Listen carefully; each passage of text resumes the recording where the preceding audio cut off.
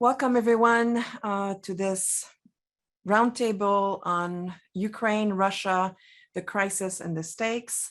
My name is Geneviève Zubrzycki. I'm professor of sociology and I'm the director of the Weiser Center for Europe and Eurasia. And today I have the pleasure to host four experts who will explain to us different aspects of the situation and the crisis. You probably saw the slide before I came on your screen. Please feel free to use the Q&A button to pose a question to one of our speakers at any time during their presentation or later during the session. I will actually read those questions after they complete the four presentations, and they will respond directly to you. I wanted to introduce our speakers and then say a few brief words about the situation to give some background to it. But let's welcome our speakers. The first one will be Jessica Zychowicz, who's director of Fulbright Ukraine and the Institute for International Education in Kyiv. Her book, Superfluous Women, Art, Feminism, and Revolution in 21st Century Ukraine was published by the University of Toronto Press in 2020, and it received honorable mentions for prizes delivered by the ACs and the MLA. The book will also be translated into Ukrainian and Polish very shortly. Dr. Zychowicz has authored numerous articles on gender, human rights, revolution, and protest in post-communist Europe. She's also an alum of the University of Michigan, so we're very happy that she's here today to tell us about her own experience in Kyiv and recently having had to move to Warsaw with the Fulbright delegation. Next, we will have Dr. Andrian Prokip, who's director of the energy program at the Ukrainian Institute for the Future, which is an independent think tank in Kyiv. He serves as a senior associate at the Kennan Institute and specializes on the geopolitics of energy in Europe, the transition to sustainable energy security, and the spatial usage of renewable energy sources. So he's going to give us a very important expertise, share his expertise on how energy plays a role in the current crisis.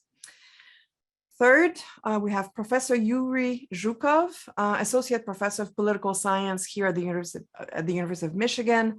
His research focuses on the causes, dynamics, and outcomes of conflict at the international and local levels, based on many empirical cases, including those of Ukraine, Russia, the Caucasus, and Belarus. His research appeared in APSR, the American Political Science Review, Foreign Affairs, the Journal of Conflict Resolution, the Journal of Peace Research, and World Politics. Last but not least, we have Volodymyr Dubovyk, who's Associate Professor of International Relations and the Director of the Center for International Studies at Mechnikov National University in Odessa. He was a fellow at the Woodrow Wilson International Center for Scholars, and at the Center for International and Security Studies at the University of Maryland. And he's held visiting appointments at the University of Washington and the University of Texas, Austin. He's the co-author of Ukraine and European Security, published in 1999 by Macmillan, and he has published numerous articles on US-Ukraine relations, regional international security, and Ukraine's foreign policy. So welcome, everyone. We're extremely grateful for your being here today. We know that three of you, well, two of you are in Ukraine, one in Warsaw, one in the US, and we know that as experts, you've been very busy in recent days, sharing your expertise on roundtables, academic roundtables, and on the media. And so we're very grateful to have you here. Before we move to Dr. Zychowicz, I wanted to just provide like a few dates and show a couple maps so that people who are not familiar with the region and the geopolitics involved in the situation now have a little the occasion to see what is going on. So I will share my screen.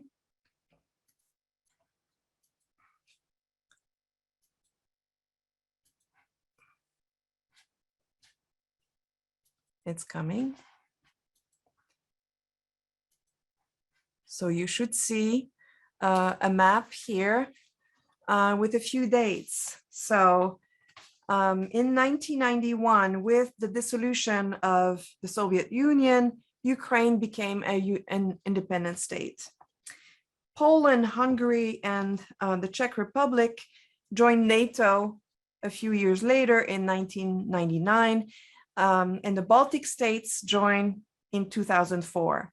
That year, 8 Central and Eastern European countries, including Poland and the Baltic states, also joined the EU. And this exacerbates tensions with Russia, and Russia is eager to keep Ukraine as a buffer between itself and these supranational organizations. As you see on the map, then you see Ukraine really serving as that buffer zone between Russia and Europe. In 2013-14, you have a series of protests, social movement protests for the integration of Ukraine into the EU, which leads in February 2014 to the Maidan Revolution and the ousting of President Yanukovych. The Maidan events are followed by pro-Russian unrest in the eastern and southern region of Ukraine. And a few weeks later in March, Russia annexes Crimea. The annexation is condemned by the international community. In April, conflict emerges in the Donbas region of Ukraine between the Ukrainian state and Russian-backed separatist forces that declare the independence of the Donetsk and Luhansk republics.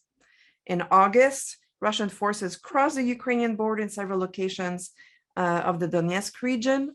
And since then, there's been tensions in that region of Ukraine until the current escalation of conflict, which changes a bit every day and seems to worsen despite diplomatic efforts.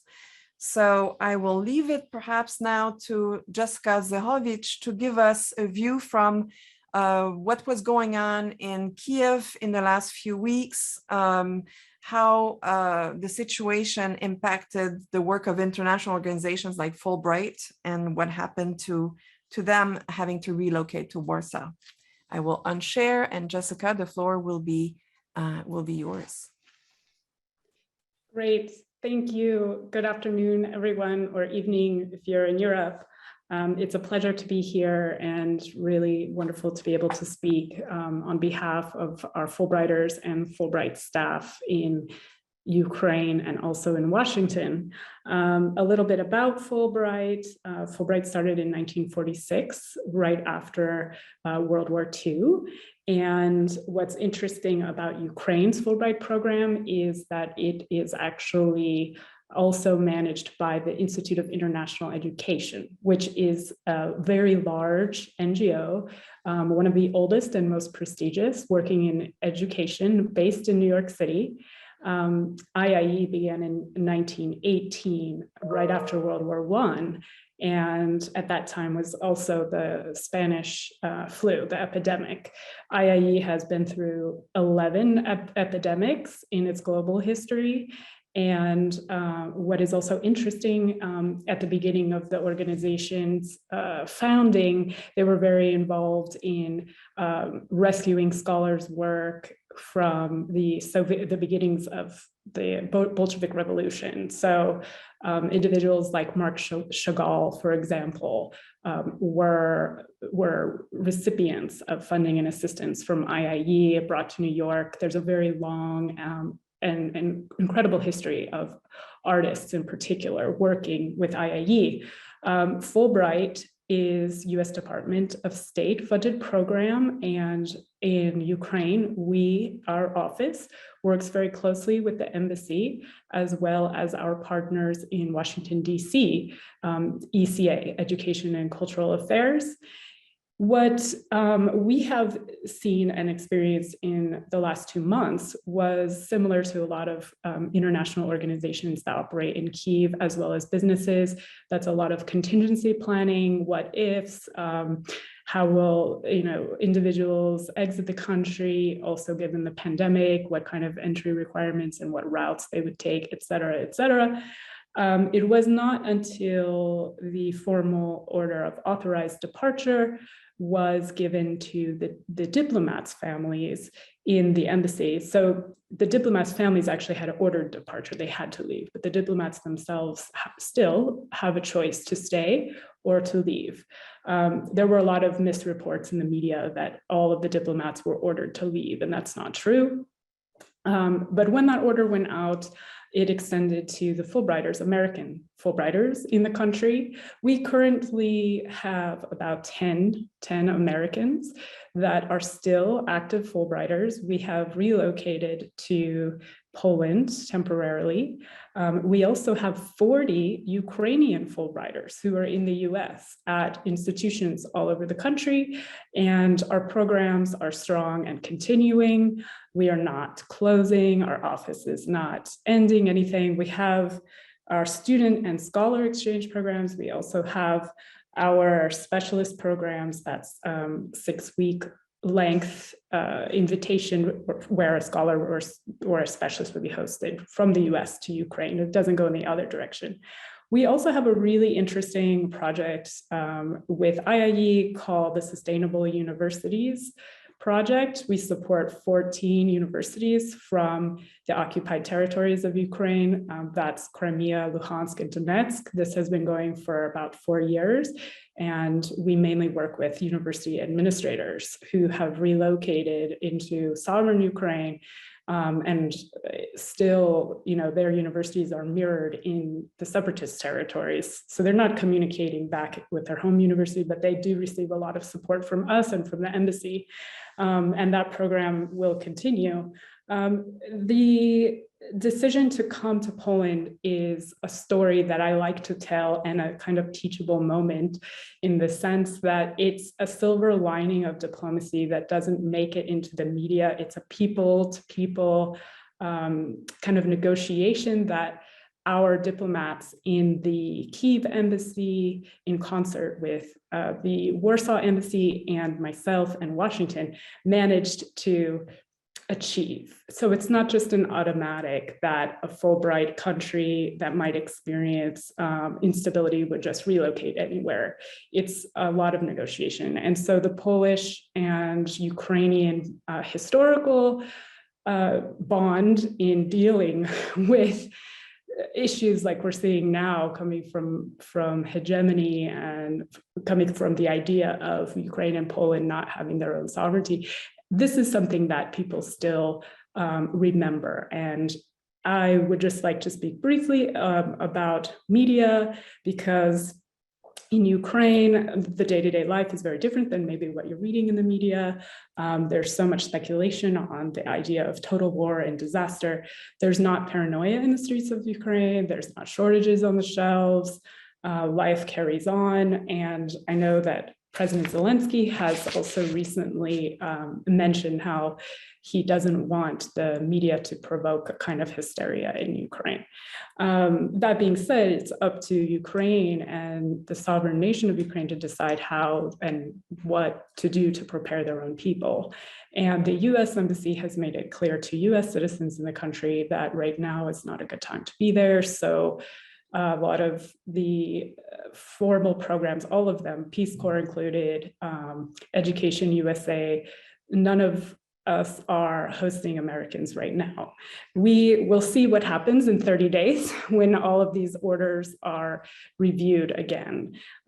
So that's my speech. And I will offer also some references if you're interested. In addition to my book, there's also Serhiy Yakelchik's book, The War in Ukraine, What to Know. That's great for teaching. It also has questions and answers in the back of the book that you can just read through if you can't read the whole thing.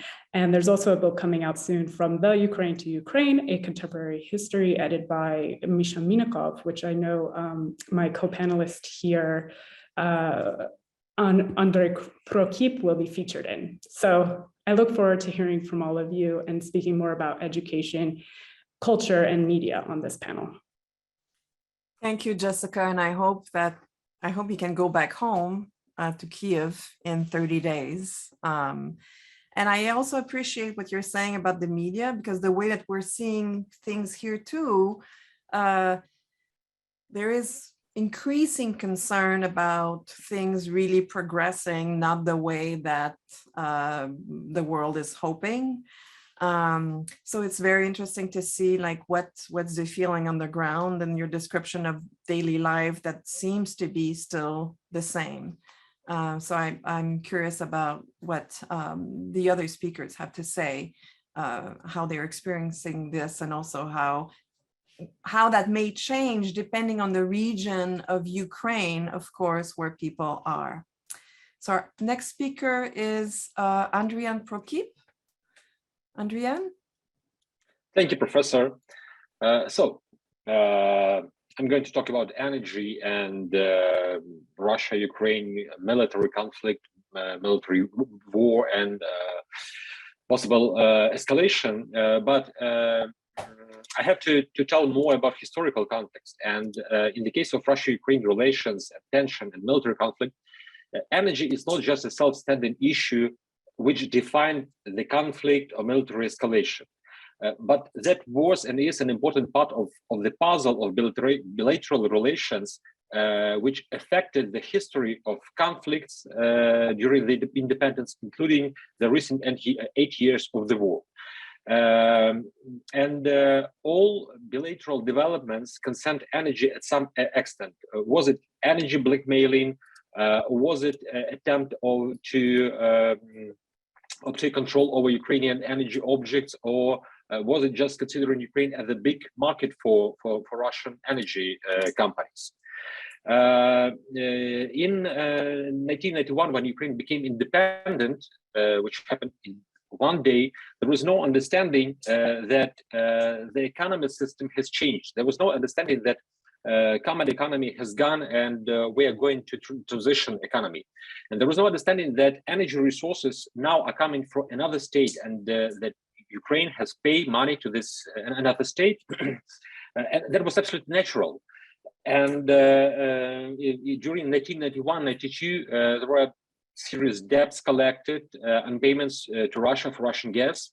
And Russia tried to spend supplies to Ukraine, but Ukraine was the key gas corridor for Russian gas to Europe, and this actually helped. But in 1993, 1994, when two countries were negotiating on dividing Black Sea Fleet, these debts actually played a role, because Russia, using these debts, got much more than they should have received. Then we had also there were years of economic recession, then renewing all this exchange economy, and many people made money, and new politicians were appearing, and all this finished in 2001. But there was still no understanding that consumers had to pay a market price for energies.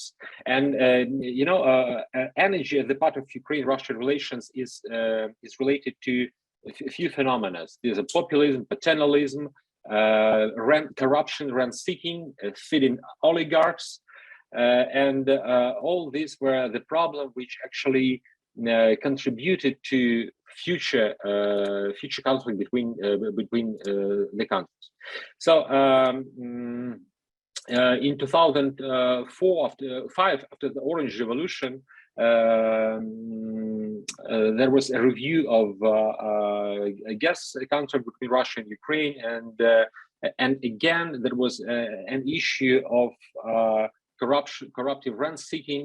There appeared a company, Rosukrainenergo, which belonged to some oligarchs, and partly money received from this gas business were used to finance pro-Russian agents in Ukraine. And again, those were debts, and there was hesitation with introducing energy reforms. But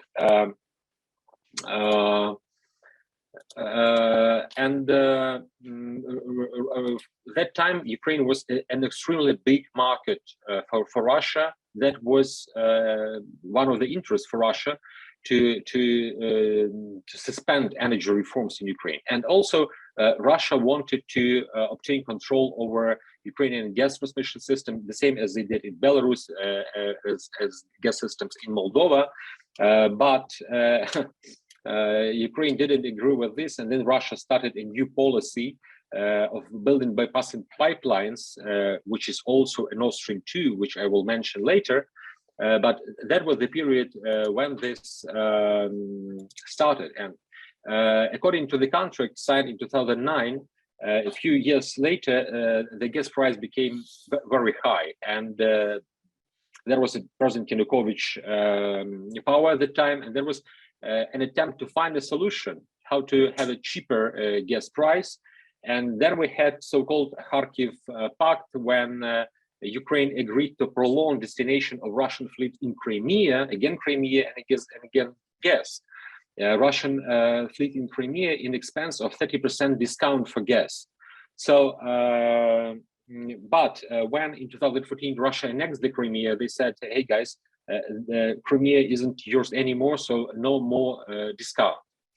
So probably if energy reforms were conducted from the very beginning, like it was done in Poland from 1981, maybe negotiation position on Crimea fleet in 1983, maybe position in 2010 were in others, and we had developments in another way. However, personally, I do not believe that Russia, under any scenario, Russia wouldn't be a peaceful neighbor. So after the war started, after Russia obtained control over Donbass, by that moment, Ukraine was self-sufficient only in one energy resource, and that was coal.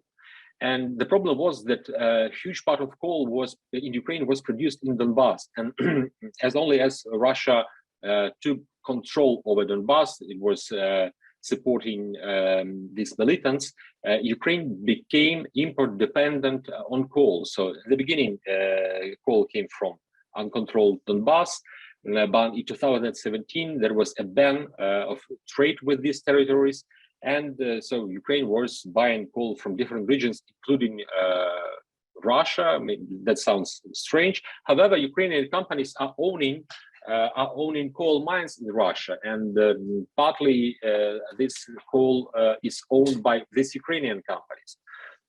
The problem was that between 2015 and 2020, the share of Russian supplies in Ukrainian imports was increasing. So in general, 20% of Ukrainian energy coal used here, 20% are import origin, and the share of Russian deliveries were increasing. However, Ukraine managed to diversify nuclear fuel supply. So in different years, shares were different, but in general, about half of nuclear fuel and nuclear sector is extremely important for Ukraine, because half of electricity comes from nuclear power stations. So Ukraine managed to diversify supplies, and about part came from US, Sweden, Westinghouse company. In 2014, Russia started blackmailing Ukraine with gas price, demanding to pay almost $500 per 1,000 cubic meters, which from today's perspective sounds not too much, but in reality, 8 years ago there was a lot, and Ukraine, Naftogaz, the biggest gas state-owned company, addressed the Stockholm arbitration, and the stakes were very high. So parties were arguing about the amount, tens of billions of dollars, and that was a big victory for Ukraine, because Ukrainian Naftogaz in the court's ruling won against Russia. And Ukraine started importing gas from the side of the European Union, and that was clear. So Russia even had to pay Ukraine more than $2.5 billion of fees, according to this court ruling. So that was clear at the moment that Russia wouldn't leave this defeat and wouldn't forget this. In 2015, Russia was trying to build a South Stream pipeline, which had to bypass Ukraine to go through the Black Sea to Turkey and to deliver gas to Europe, to take into European Union. So by that moment, there were not enough capacities for Russia to bypass Ukraine. And there were serious doubts, hesitates about this pipeline, but actually looks like that annexation of Crimea pushed European Union to refuse from that project. But in 2 years later, the project of the Nord Stream 2 started, which actually is a hot topic today. Why hot topic? Because there was a serious fear in Ukraine, as only as the Nord Stream 2 is put into operation, Russia has enough capacities to deliver gas not using Ukrainian pipeline. This means that for Russia there would be no obstacles to unleash a full-scale war in Ukraine. And there are very serious voices in European Union who demanded to exclude energy relations in the case of imposing sanctions against Russia in the case if it escalates the war. However, today, just recently, the head of the European Commission said that energy deals should be also included to sanctions and the Nord Stream 2. However, so this winter, we had very warm winter, and this helped to survive because country had very serious problems with stockpile coal. Partly there were problems related to misregulation of government, partly there was about the prices that we had because of this energy rally. Russia actually banned coal supply to Ukraine. Russia suspended coal transits from Kazakhstan, which actually worsened the situation. So during 30 years, less or more energy was related to tensions between the countries, and even the war worsened the situation with coal. However, so the final point that I should say that Ukraine has very sophisticated and developed energy system, and in the case if a full-scale war starts, it will be impossible to protect all this infrastructure, and there's a very high risk about the damages. And it's not only about humanitarian disaster, because if there is no energy supply, it means no normal food supply, water delivery, no heating. But in the case if nuclear power plant, there are 4 big nuclear power plants. Ukraine is in the global tops of nuclear producers. Or even hydropower plant, and Ukraine has 10 big hydropower plants. If these are ruined with some missile, which never can guarantee, you never can guarantee that these facilities will be protected. So in the case if nuclear power plant is damaged, this will mean environmental disaster for the whole Europe. But even now, we are just thinking, will it happen? I mean, the full scale escalation or not? Invisible war is started. It has already started because there are cyber attacks on Ukrainian energy infrastructure. 6 years ago, there was a cyber attack which led to 7 hours blackout, leaving more than 200,000 inhabitants without electricity.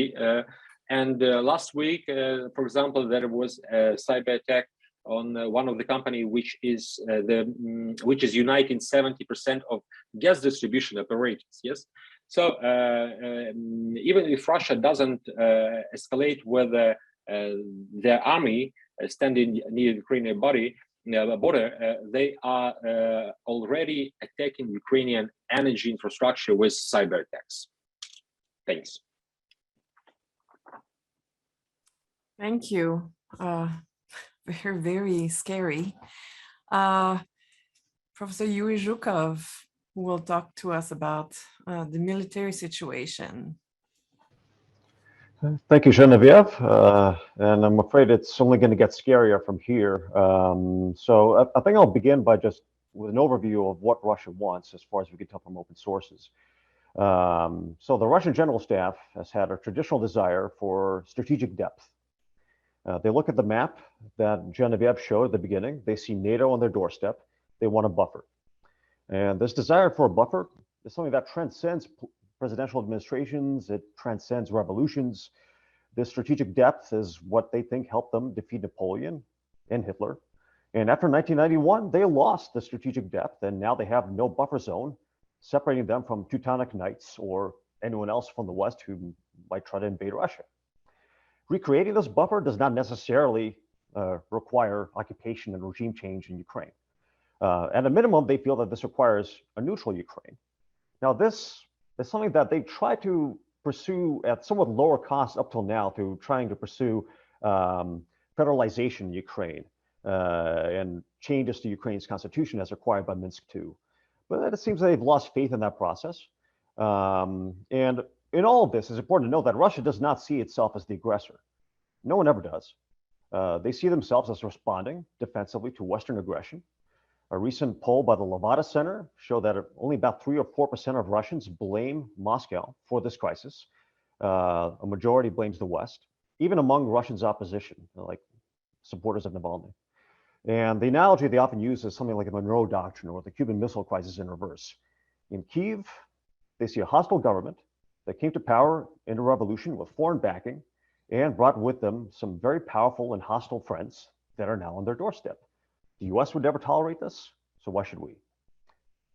This is not my words. This is my attempt to portray the world as they see it. And so what's happening now on the border? So I think here it's important to distinguish routine and seasonal movements of troops from this kind of new and more unusual activity that we're seeing right now. Because over the last 8 years, Russia has significantly expanded its military groupings on the border. This is mainly the Western and Southern military districts. They reinstated the 8th Guards Combined Arms Army in Novocherkassk. They added 2 divisions to the 20th Army in Voronezh. They modernized existing ranges. They reopened abandoned garrisons from the Soviet times. They reestablished new permanent bases. And all of this is naturally going to be accompanied by a constant movement of troops and equipment related to training, logistics, supplies. There are also a lot of seasonal movements at the beginning and end of training periods. So what we saw in November is an example of that. So to an outside observer, all this might seem like strange and unusual military activity, but unfortunately, a lot of this is now pretty routine. And what we're seeing now is a combination of these new routine and seasonal movements and something that is really, truly unusual. So in the Russian military, the primary combat unit that's capable of independent operations is what we call the Battalion Tactical Group, or BTG. Some of you might have seen this abbreviation in the press. So a BTG is a combined arms task force with about 800 personnel. These are typically formed from motorized infantry or armor units, so troops on trucks, troops on tanks, sometimes out of naval infantry units or airborne units. They typically contain some support elements like artillery, logistics, anti-air defense. So military analysts use BTGs as a metric, as a unit of analysis to assess the numerical balance of offensive military power on the ground. So Ukraine, right now, its current active force is about 40 BTGs with about 100,000 reservists. This is not the Ukrainian military of 2014. They've made a lot of strides since then. But most of their operational experience over the last few years has been this kind of static trench warfare from prepared defenses. What they have a lot less experience on is the kind of full spectrum maneuver warfare that it looks like Russia might be in a position to unleash. Ukraine also has no significant naval or air power assets. They have pretty weak Soviet-era air defenses. Communications are going to be very susceptible to Russian electronic warfare. And so Ukraine has about 40 BTGs that are fully equipped and staffed with high readiness. Russia currently has about 75 BTGs on the border. About 30 of these are permanently stationed troops from the Western and Southern military districts. This includes both the 20th Combined Arms Army in Voronezh and the 8th Combined Arms Army in Novocherkassk. The BTGs here pull most of their forces from motorized infantry and artillery regiments from those armies, along with 3 tank regiments. There's also the Black Sea Fleet and airborne forces in Crimea That adds about 2 brigades of naval infantry and coastal defense troops, artillery, about a regiment of paratroopers. If we also include the Russian-backed separatists in the so-called DNR and LNR, this adds about 15,000 additional troops, mostly light infantry. So altogether, that's about 40 BTGs that are permanently stationed in the area. Everything else is this new buildup that really began almost a year ago at this point, in last March, when they prepositioned a lot of heavy equipment from the 41st Army and the Eastern Military District. That equipment still remains there today. They did not move it back. In November, they started adding a lot of artillery and missile and air defense units, plus about a dozen motorized infantry and tank BTGs. And then in December, they started slowing down the pace of the buildup somewhat. But they pulled in some additional forces from the southern and western military districts. They pulled in a naval infantry regiment from the Caspian Flotilla. But by far the most significant buildup is what happened last month in January, when Russia started pulling in units from all the way in the Eastern Military District in the Far East to Belarus. So this includes a lot of the same kinds of motorized infantry and artillery units that we've already been seeing, but also has some new elements: special forces, logistics, combat engineers, border troops, a lot of standoff weapons, air defense systems like Buks, S-400s, Panzer S, multiple launch rocket systems like the Uragan, short-range ballistic missiles like the Iskander-M, a lot of engineering equipment. And now this month, in February, they started pulling in some additional airborne forces and some National Guard elements, Rosgvardia, including some Chechens that are directly subordinate to Ramzan Kadyrov. So what signal is all this equipment sending? So first of all, it signals capabilities in logistics and mobility. They did not have this kind of strategic lift capability in 2014, much less 2008. It signals advances in artillery and air power. Syria was essentially a testing ground. It was a polygon to test coordinated air campaigns with ground offensives. And right now they have more than enough in place for a kind of shock and awe campaign. They also have assets in place for temporary occupation. That's what these Rosgvardia elements are all about. There are also some strategic nuclear forces that have been placed on alert. Official Russian reports claim that Yars land mobile intercontinental ballistic missile systems are being moved away from the permanent bases onto wartime firing positions across Russia. Now, these are not weapon systems that are going to be used against Ukraine. This is a deterrent against the US and NATO. So the battle readiness of Russian armed forces is at an all-time high, period. And this level of readiness will be very difficult to sustain for a long period of time, because one unit deploys to the field. There are other units that support that deployment with equipment, personnel, and there are opportunity costs to doing that. And sooner or later, these units are going to have to rotate in and out. And each unit in this production line has to be properly trained and resourced in order to be able to perform their functions. And troops need to be fed and housed.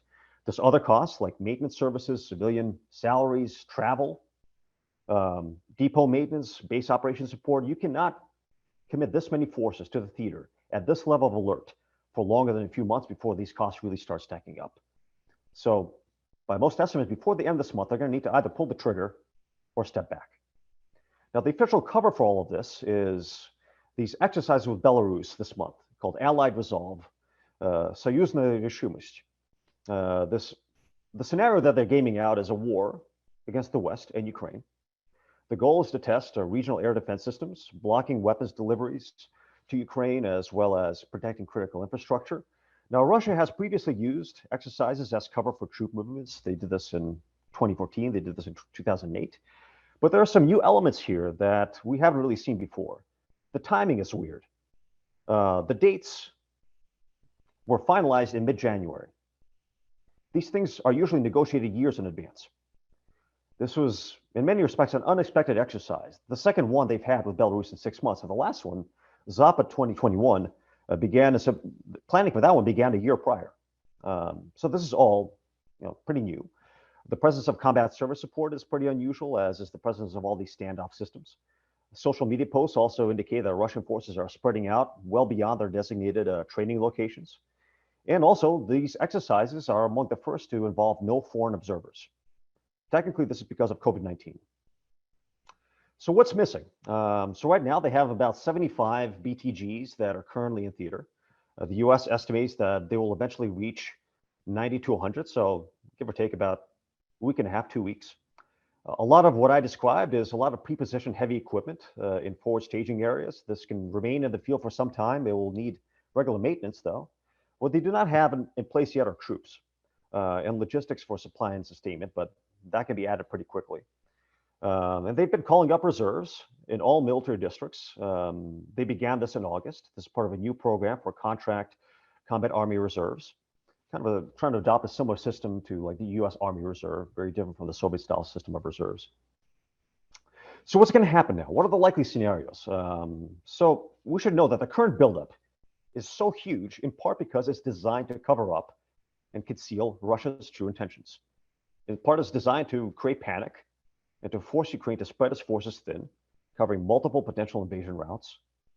So the first possibility, the first scenario, best case scenario, this is all a bluff. We're all being hysterical, like the Russians have been saying. So this is all a kind of North Korean style attempt to call attention to Russia's concern and gain bargaining leverage by making everyone else very nervous. And as a bonus, they'll use this military pressure to create panic and deter investment and cooperation with Ukraine. And if Russia goes with this option, if this really is a bluff, then this will have been one of the largest and most expensive psychological operations ever mounted. It's not really clear also what Russia gains in terms of their long-term security goals of strategic depth and a neutral Ukraine. What they get here is a continued frozen conflict, and we'll probably be back here having the same conversation a year from now. Option number two, get back to Minsk. This is basically a resumption of the Minsk process, which will probably involve some limited operation in the Donbass to enforce compliance with Minsk II, or to create momentum for a Minsk III, put federalization back on the table. This will probably involve some escalation of the line of contact, followed by perhaps a limited incursion like in August of 2014. If Russia goes with this option, it will unfreeze the conflict temporarily. But Moscow surely knows that any Ukrainian government that implements Minsk II, particularly its terms on federalization and changes to the constitution, is committing political suicide. If Russia wants a new Maidan, this is one way to get it. But either way, this road leads right back to the same version, some version of where we are right now, a frozen conflict, anti-Russian government in Kyiv. Option number three, Georgia 2008 on steroids. In this scenario, Duma votes to recognize DNR or LNR. Putin signs. There's some kind of potentially staged provocation. DNR asks for help. Russia intervenes. They could potentially rely on just standoff systems and not have any boots on the ground and use a threat of ground invasion to force concessions from Kyiv. But the problem here is it's recognizing DNR and LNR does not solve the problem of a hostile government in Kyiv.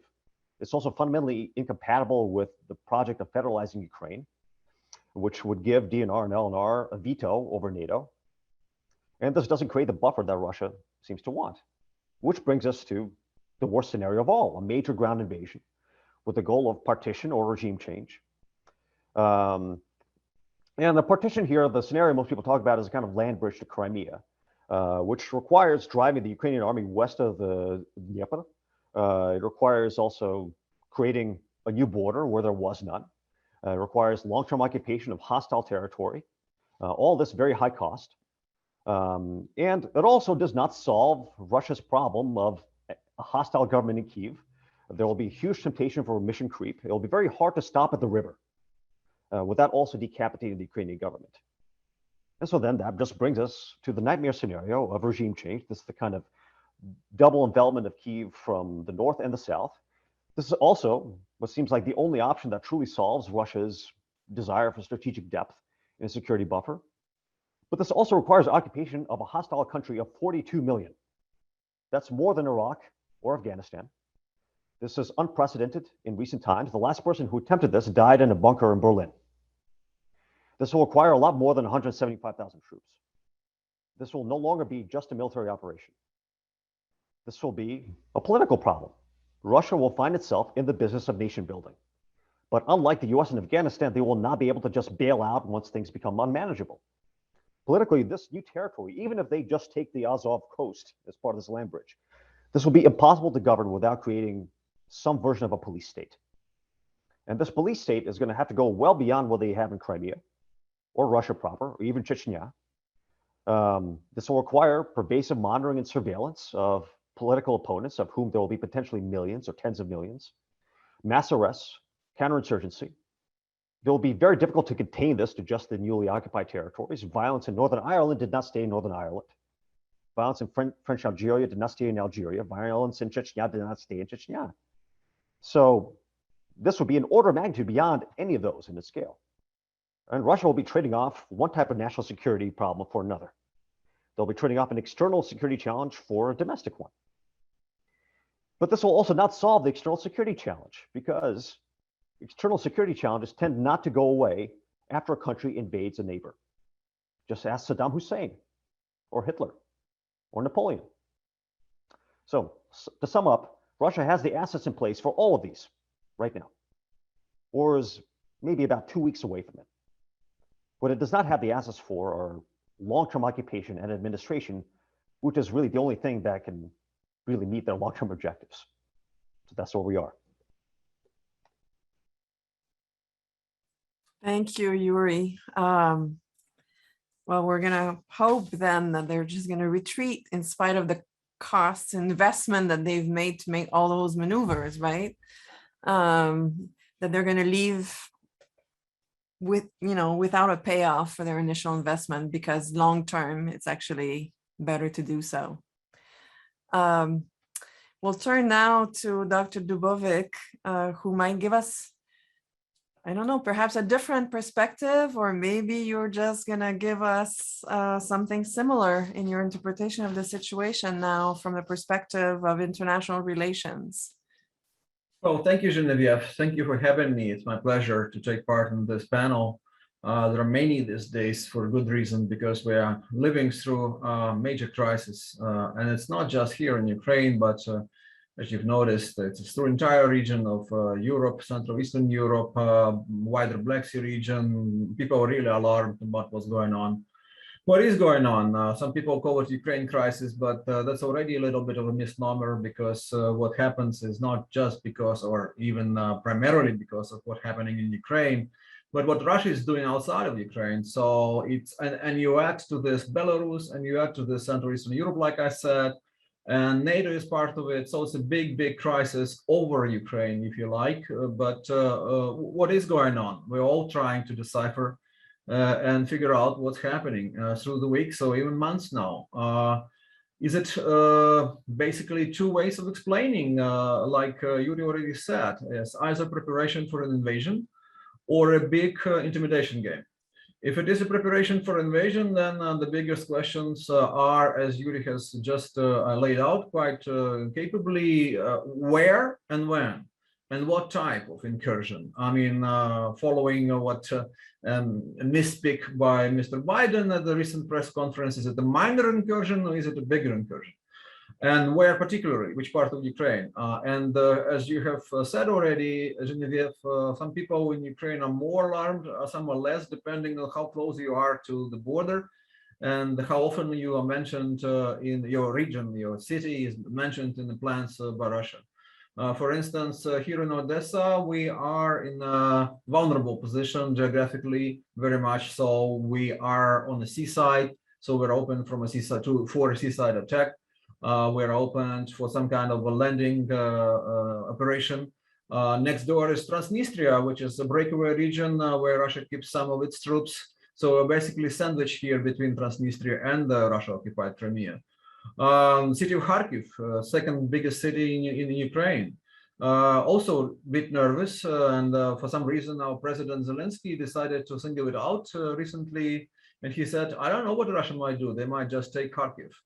I question, as you can understand, the logic of why he was saying this, sowing panic in a big city of Ukraine, but that is possible. All of this is possible, or again, a big intimidation game. And we still couldn't decide, because for intimidation game to be successful, the threat needs to be credible. And that's, of course, a major rule. We all need to believe that Russia is planning a full-scale invasion for it to work, for Russia to actually force some concessions from Ukraine, and not just from Ukraine, because of course, it was already mentioned, I think, that Russian so-called security proposals from mid of December, they also mention Central Eastern European countries. They mentioned basically half of NATO. Russians are saying that all of what happened with NATO enlargement since 1997 should be rolled back. And that's, we're talking about 14 countries out of 30. So basically half that joined NATO after 1997. So this is a major challenge then, not just to Ukraine. The timing is interesting. Like, why now? What is this urgency and intensity of Russian position? They're saying in the recent weeks, we need an answer now. We need a solution right now. Well, what is happening? And that's hard to say. It may be a combination of factors. It could be some domestic setting within Russia. I'm not a criminologist, and actually current Russian regime is extremely non-transparent, very murky, Byzantine style kind of politics. You don't hear much about what's going on there. But it could be that there's some kind of a hawkish so-called siloviki, people who are in charge of law enforcement, army, and security services. People are taking upper hand and pushing the more moderate elements out of Putin's surrounding. Some people are saying that Putin himself now these days is not even to the very right flank, you know, that he's moderate, surrounded by people who are less moderate than him. That could be one thing. Another thing is what's going on here in Ukraine. President Zelensky actually proved to be a tough opponent or counterpart for Putin, because when Zelensky was elected in a landslide in the spring of 2019, a lot of people saw him as an absolute novice, as a rookie, as someone who is inexperienced and mature, and Putin, with his experience, would just quickly deal with him. And that didn't happen. Early on, actually, Zelensky suggested some kind of peace talks, and he actually ran his campaign on a kind of pacifist, I'll bring you peace promise and slogan, and that didn't happen. Quickly, he discovered that that's not going to happen, because the keys to solution of the conflict are in Moscow, and Moscow are not willing and not in the rush to release those keys. So Zelensky then actually entrenched himself in a very similar manner to the previous president, Poroshenko, who was seen as kind of a nationalist. Zelensky wasn't. It would be actually a contradiction in terms, because I should mention that President Zelensky is a Jew, so not necessarily someone that the traditional Ukrainian nationalists would be, you know, liking and considering one of their own. But yeah, all of a sudden he's a nationalist, and he's saying, no, I'm not going to give up. I'm not going to give in to what Russia asks me to do. He actually put away from air several pro-Russian propagandist channels. He put on the house arrest a major oligarch, Viktor Medvedchuk, who is actually Putin's man in Ukraine, and he is there for several months now. He has incommunicado. His assets are arrested.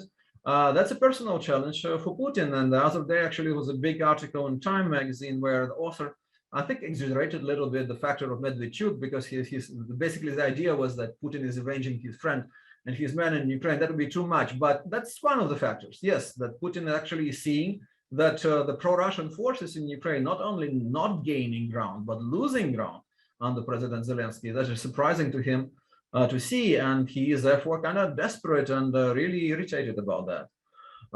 Another thing is, of course, the extent of Ukraine-NATO cooperation that we're seeing in recent years, and especially recent months. I think Russians are right. I mean, Moscow is actually telling the truth that even without a clear perspective of NATO membership for Ukraine, Ukraine is expanding the extent and the scale of cooperation to the extent that it's already becoming de facto member of NATO. That's what Russians are saying, and that's true. But actually, the actions that we're seeing from Russia in the recent months are only accelerating this process. Right now, Ukraine is flushed with weapons. A lot of countries that never even considered sending weapons to Ukraine, they're doing it now. And of course, that wouldn't change the correlation of forces in the short run. Yuri explained that. It's asymmetric conflict by default. You know, of course, Russia is going to have an upper hand. But still, the toll that Ukrainian military, with all of this newly arrived and arriving weapons, the Ukrainian military could actually place on Russian invaders is increasing by day. You know, we're basically having airplane by airplane arriving to Kyiv and bringing more and more troops. More and more countries are taking part. You know, so that's interesting. And then what else triggered Putin is probably some developments in the Black Sea region where I'm situated here in Odessa. For instance, there is major NATO battleships presence here in Ukraine, specifically in my city of Odessa, which is normally is a headquarters. First of all, the headquarters of our Navy. Second of all, is usually the place where the Navy exercises of Ukraine with NATO members taking place. It's something that he just doesn't like. You know, he's seeing American spy planes flying over Ukraine. He's seeing American strategic bombers on several occasions making rounds around here. So he is really worried. And one of the things that he says, and they say in Moscow, that the US is probably planning to put some strategic weapons like missiles aimed at Russia here in Ukraine. There was no such plan ever announced, and I don't think Washington is contemplating anything like this. But you know, they're probably in their own self-induced paranoia mode now in Moscow in that particular respect. And finally, I would like to say in terms of timing that perhaps, just perhaps, Putin saw an opening with Biden coming to power, to the White House. And that's strange, perhaps actually because Trump was seen as someone who is soft on Putin, never criticized him. Several times he said, why don't we just get along fine with Russia? And then, of course, he couldn't because of all these investigations of his connections to Moscow and so on. Biden was seen as something just the opposite, you know, that someone who is going to be tough, who is going to be really tough on Russia. But after several months of waiting for Biden to be tough, since January of last year, when he became president, Russians discovered, well, that's not happening. Let's try then create our countergame. And they pressed Biden, thinking that he would be, you know, induced into negotiations, into maybe some concessions. And Biden, as some people would say, took the bait. He said, okay, let's negotiate. But the more they negotiated, the more the Russians discovered that Biden is not giving them anything through the process of negotiation. So that's interesting, because all of these weeks of very, you know, kind of old school sentimental letter writing back and forth and sending those letters to each other, Russians didn't get anything. On the contrary, they found out that NATO is united. At the recent meeting in Brussels of NATO-Russia Council, 30 members spoke in one voice, you know, that Russian security proposals are unacceptable, that they are standing strong with Ukraine. There's the same position with the European Union. There are a number of countries that are alarmed, who were in a among a kind of friendlier towards Russia over years, but they are now extremely alarmed. You were talking about Finland, and we're talking about Sweden, who were not necessarily thinking about NATO membership, but they are now, specifically the Finland. And Russians are now sending those letters to particular countries, individual countries within Europe and beyond, members of Organization of Security Cooperation in Europe, demanding that they explain that they're going to respect Russian sphere of control, or Russian security proposals and Russian security interests. And that's backfiring. On another front here in the south, on the Black Sea, there's a country of Bulgaria where you have a strong current of pro-Russian sentiment. And now even Bulgarian prime minister is saying, look, Mr. Putin, do not interfere in our domestic affairs. It's our choice whether we want to be part of the EU and NATO. You have no right to tell us what to do. So it's really interesting, you know. And in terms of Ukraine receiving weapons, I already mentioned that, but Ukraine is also receiving a lot of financial assistance. I mean, on the one hand, of course, we're losing money because this trepidation and the whole frenzy and the situation around Ukraine, it means that there's a capital flight, means that our currency is being devalued a little bit, and people worry about what's going to happen next, and people are not, of course, rushing to invest into Ukraine right now. But at the same time, there is money being provided. There is money being provided by US. The other day, Prime Minister Boris Johnson was here in Kyiv. He is giving something like £2 billion. There is a major fund to support Ukraine being announced, I think just the other day, maybe yesterday. I lost track of days with all of these developments by US, UK, Canada, Switzerland, and Sweden, with a huge amount of money being given to Ukraine to withstand this pressure and go through these difficult times. So this is interesting. Here in Ukraine, we're trying to be resilient, of course. We're trying to consolidate, and you do see a tremendous amount of consolidation, because when the Russians attacked first time in 2014, that's what you saw in Ukraine. You had amazing amount, unprecedented amount of consolidation. Right now, there is another wave of consolidation. And with NATO, of course, a lot of people are saying that, you know, the NATO should actually put a monument to Vladimir Putin outside of their headquarters in Belgium, because he is really uniting them. He's reminding them that why they're together, why they are in this military alliance.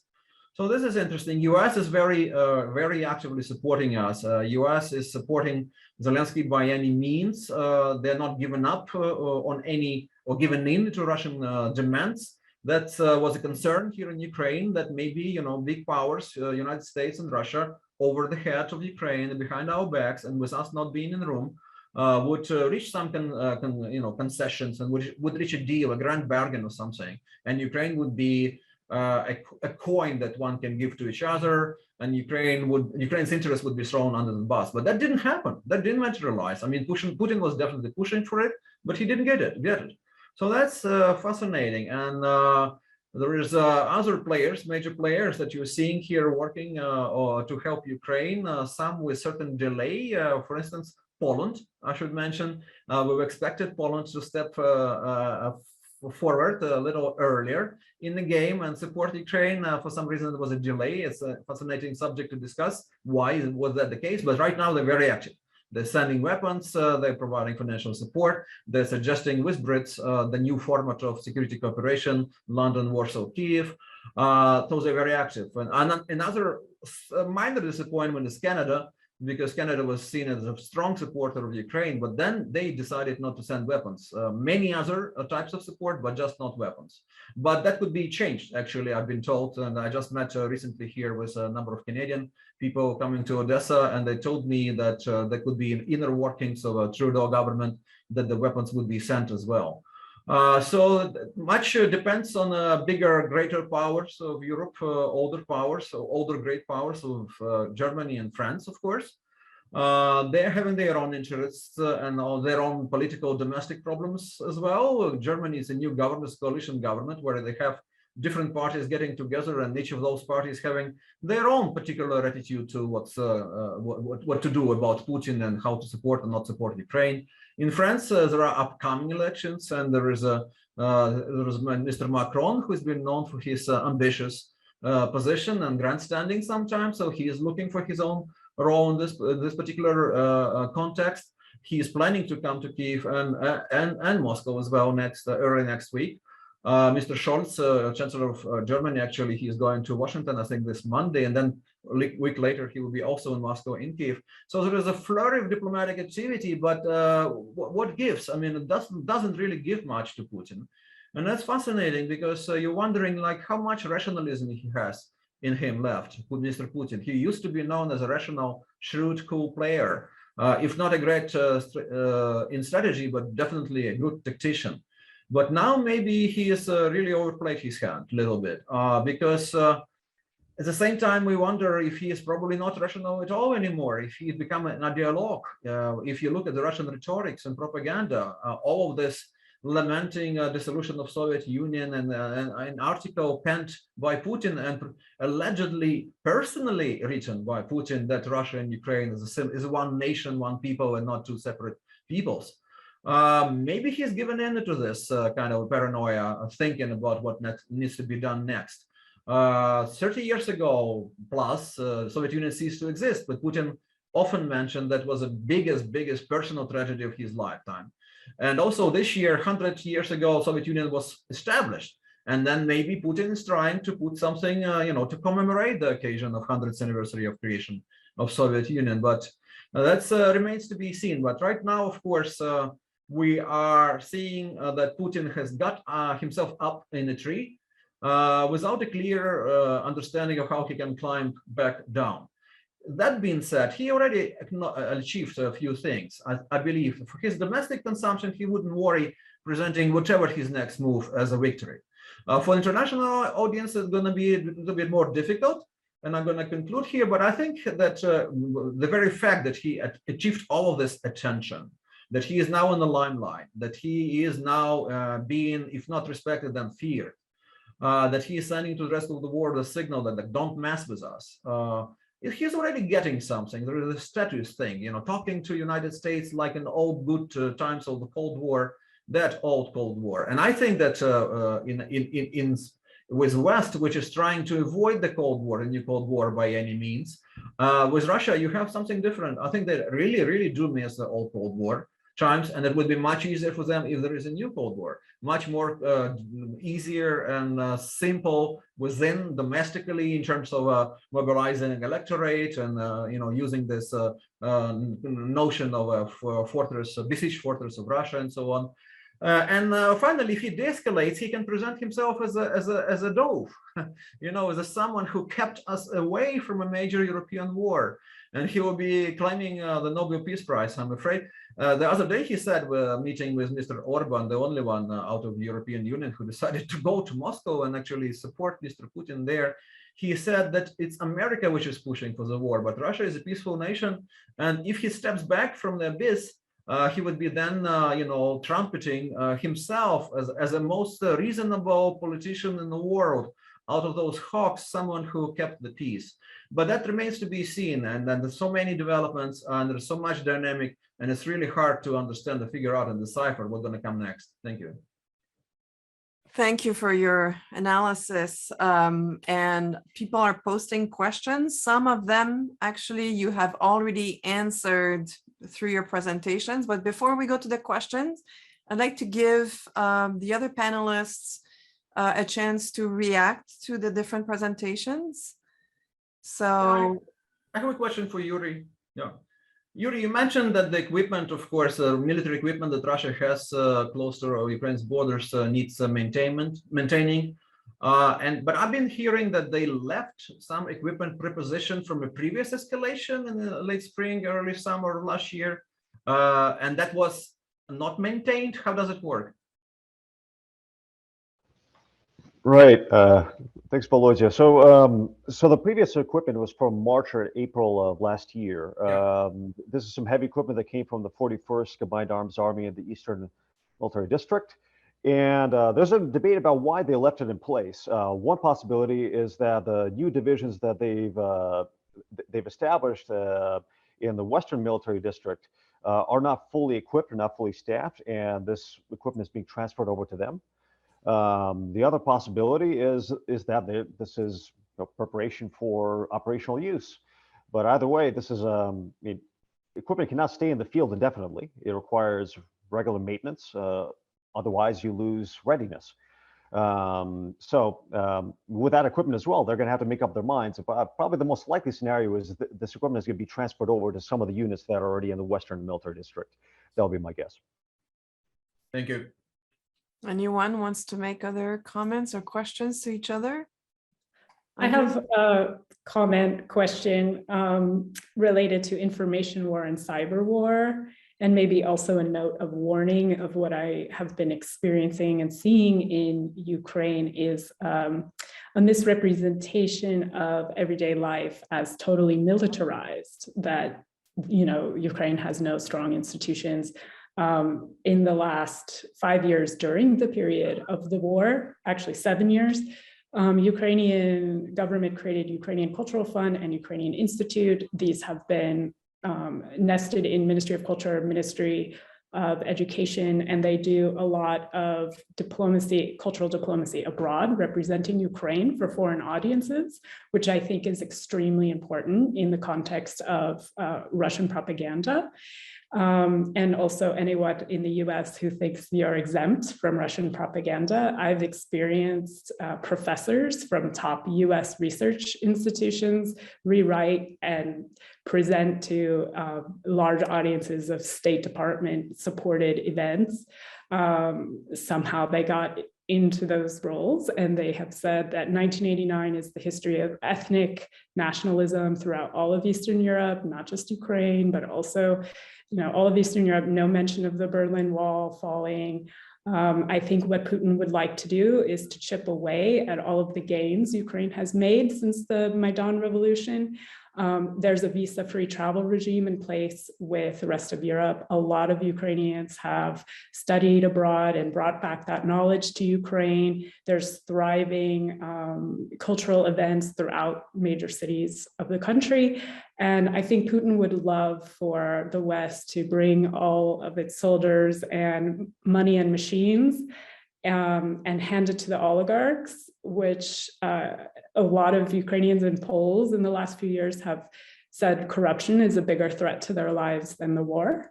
And I don't know how much it's worth, reporting about how wonderful it is to invest in money and machines without also having lustration trials.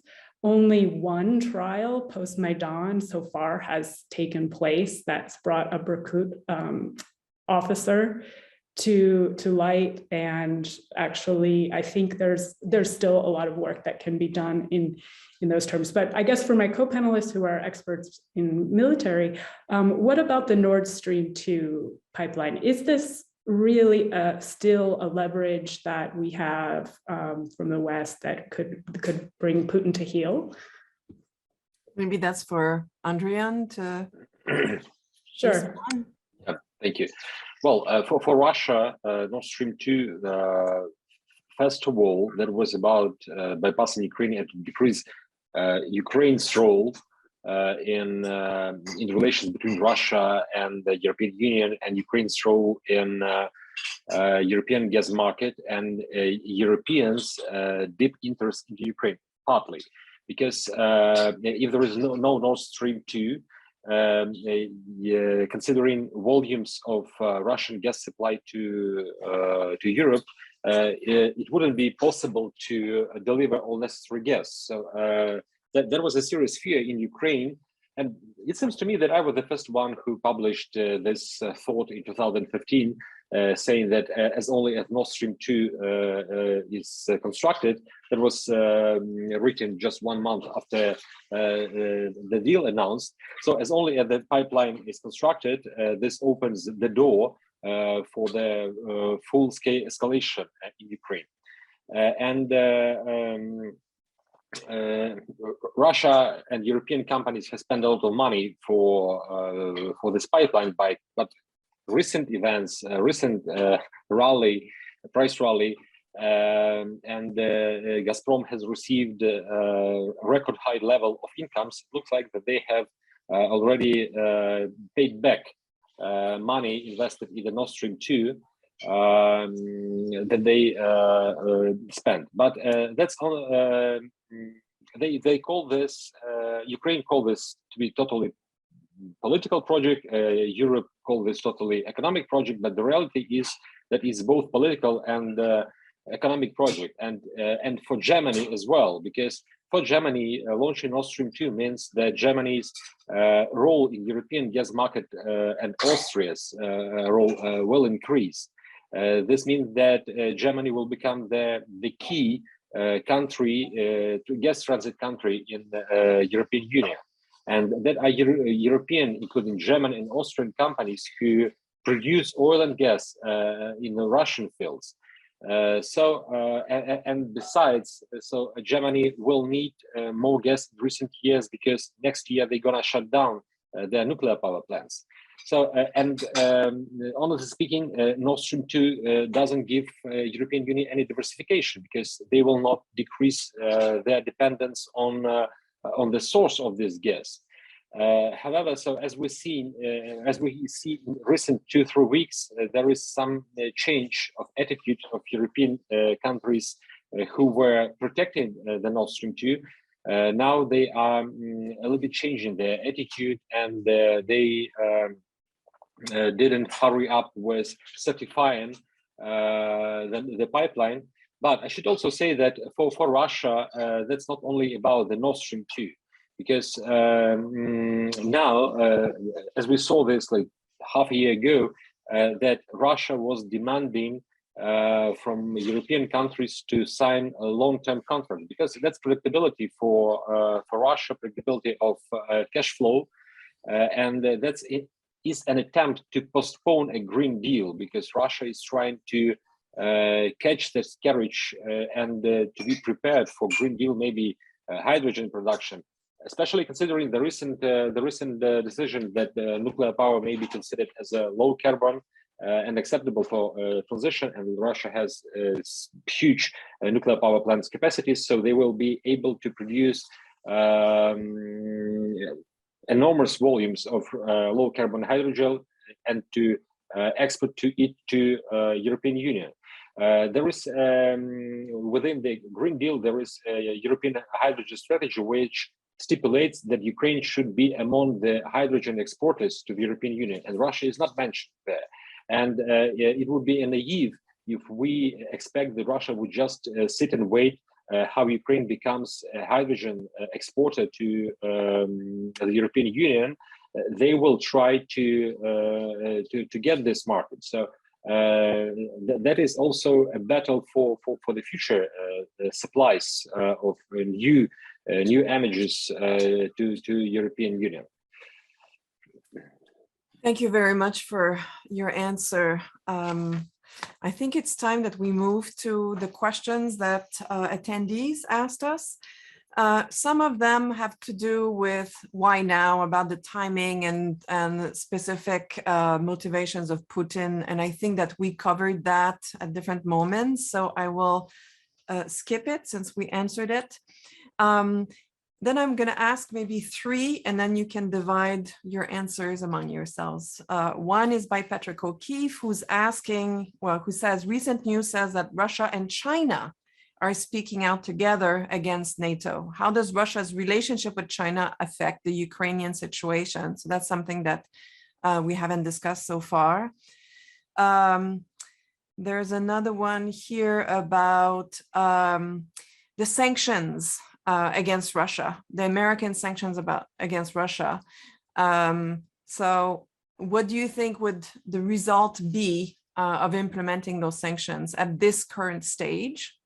That's a second question. About the position of Belarus. So how do the Belarus people feel about Belarus getting involved, knowing that America and Europe will levy very significant costs on Belarus if they allow Russian troops incursion into northern Ukraine? By James Well. And perhaps I'll select one last one is about the willingness of, if Russia were to invade Ukraine, one person was asking about the general population willingness to engage and to respond, willingness and preparedness of civilian, basically, populations. So who wants to go first? There's a question about China, a question about sanctions, a question about Belarus, and a question about civil society and Ukrainian readiness to respond to a full-scale or mid-scale invasion by Russia. And we have about 10 minutes, so I would respond briefly. Well, I can answer any of those, but you said we have to divide them somehow. Let me take one on sanctions then.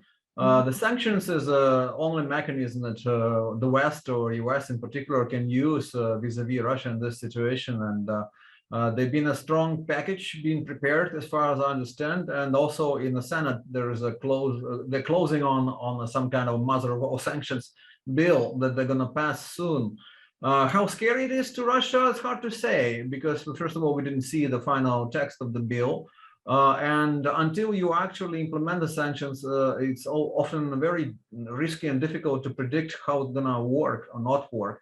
But I think that Russia wouldn't like to be under sanctions anyway. Probably not gonna just ruin the Russian economy overnight, because after all, they also accumulated a huge stabilization reserve fund of something like $650 billion, something like that.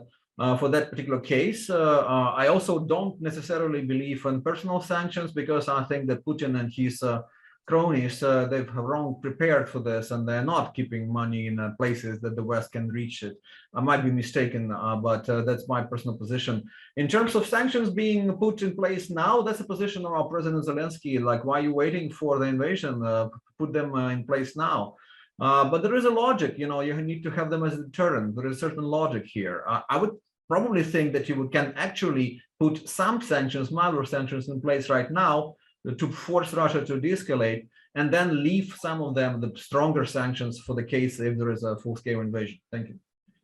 Thank you. I think Yuri, you maybe perhaps can answer the China question.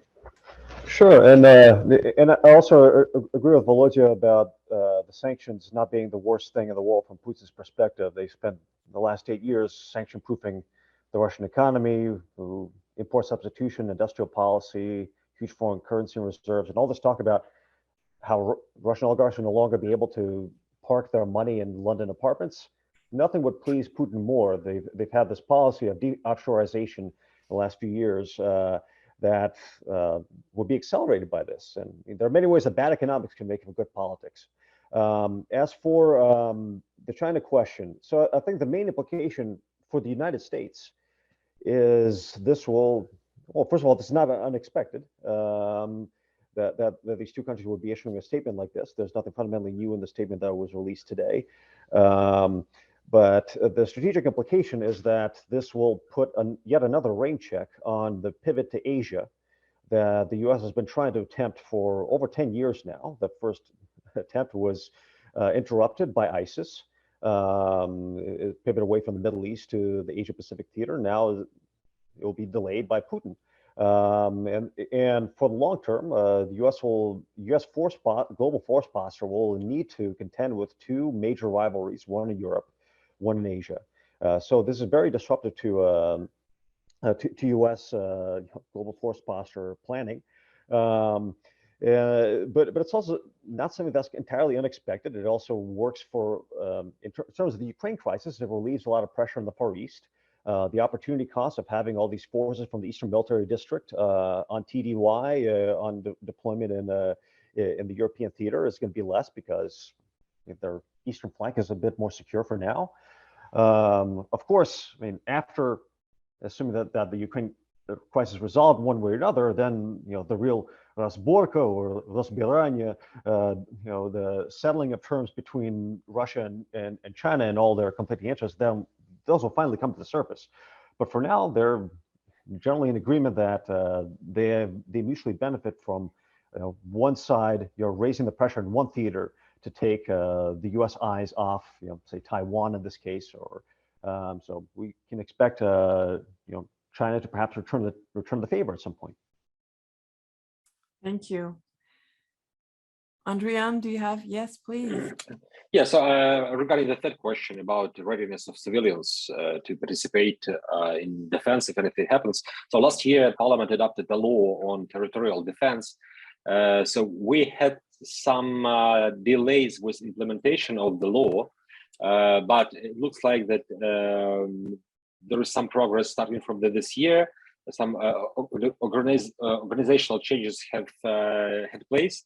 But regarding people's readiness, so according to the recent polls, most recent surveys, more people are ready to participate in territorial defense rather it was half a year ago. So as of December, 17% of citizens definitely will participate. 14% are more likely to participate in territorial defense. But it's important to point to that there is a difference, a gender difference. So if talking about men, so 50% of men will definitely participate or are more likely to participate. So in general, people's attitude to the problem becomes more serious, and they, according to surveys, much more people are ready to contribute to defense in any way they can. So, and all these people who legally own guns, they will be definitely included to this territorial defense. So, in this case, situation looks like society is ready and is going to protect the country. Well, hopefully, no one will have to defend anything. And Jessica, is there any? Yeah, I was going to make a comment, but I also first wanted to ask Andrian about the gun laws. I think it was only a recent change that civilians could own guns. Am I correct? Because I think guns have been outlawed in Ukraine for some time prior to the recent. Well, actually, civilians could own and use guns, but there were some specific restrictions about types of guns. Right. And there were restrictions about how you should save it, specific restrictions. But as I see now, so much more people are becoming interested in this, and I mean serious attitude. So it's pretty difficult to, you cannot just go to the store and buy a gun, but following specific procedures, people can have guns. And in the case of guns for hunting, it's the easiest way, but still number of people owning weapons, legally owning weapons, legally storing it, it's increasing. However, I don't have specific statistics about number of people having the weapon. Mm-hmm. Mm-hmm. Yeah, it's interesting to think about in the context of debates in the US around gun control and gun regulations, and the EU and Ukraine. And I guess the segue on this is also the regulation of the internet. And speaking as a netizen, I fear cyber attacks much more than metal tanks rolling into Kyiv, because cyber attacks are already taking place, especially on international organizations and government organizations. Several hacks were reported in December. I know that the SBU and FBI and different crime units work together on safeguarding Ukraine from hackers and cyber attacks. And I also know that this has become like a very globalized criminological sphere, that there are crime groups from other countries that park and work in Ukraine, because it is a gray internet between the EU and Russia, and it's very open and fluid there. There's not a lot of regulation, and it's affordable, it's fast, and it's one of the cheapest internets in the world behind Pakistan. So access to information is not a problem in Ukraine, but access to good information management and regulation is a huge problem.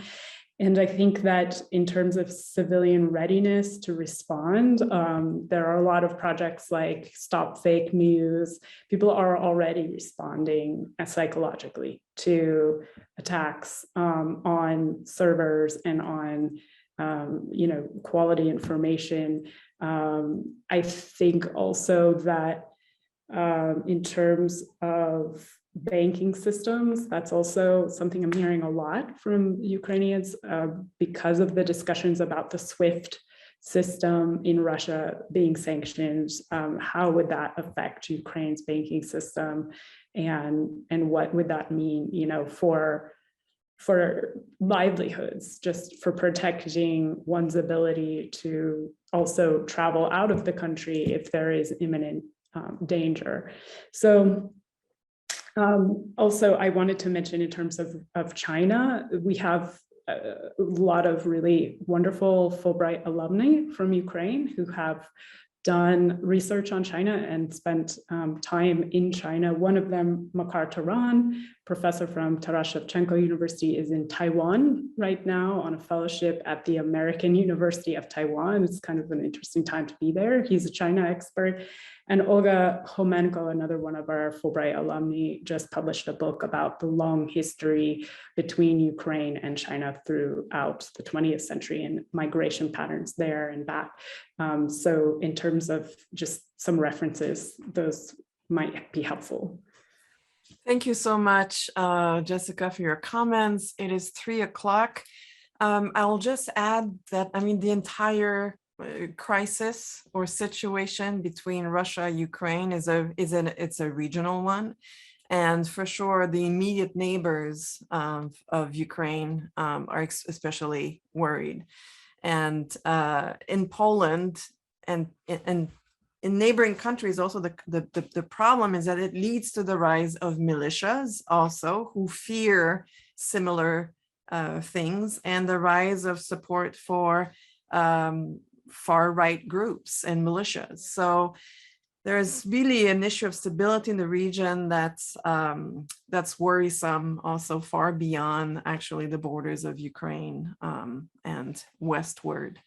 And I'd like to thank you, Yuri Zhukov in Cambridge, Mass, Jessica Zychowicz from Warsaw, now Volodymyr Dubovyk in Odessa, and Andrian Prokip in Kyiv, for sharing your expertise and taking time to explain to us what's going on. And we're going to hope that none of the scenarios that Yuri Zhukov presented actually are viable, and that things will actually resolve themselves through diplomacy and quickly.